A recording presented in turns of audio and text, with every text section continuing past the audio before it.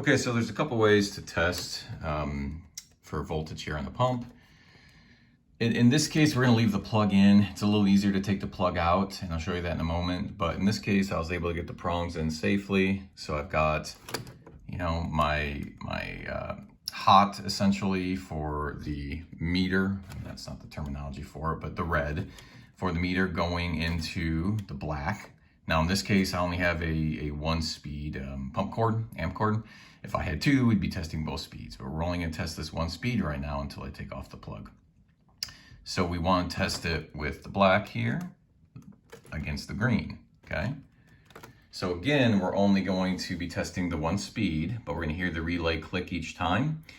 What we are looking for is for this to be 120 volts on that second speed. It would also be 120 on the first speed, and we'll see that in a moment. When we're testing voltage on a pump or component, the voltage is going to be the same on each speed if it's a 2-speed pump. It doesn't matter that it's a 2-speed pump. It doesn't matter that it has 2 different amperages. What matters is that it's still a 240 or a 120 volt pump. So a 120 volt pump on both high and low is going to give us 120 and then 120 again. Same thing with 240, high 240, low 240, okay?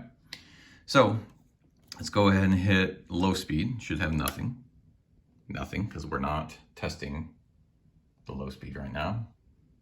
Now let's hit high speed. Look at that. We have 120 volts, or give or take a couple volts. So what that means is that the top side is sending the signal, the board is receiving the signal, the relay is sending the signal to this to turn on the pump. So we have a good board in this case. The board is doing what it needs to do to send signal to the pump. So if there's a pump issue, it is not a board issue right now.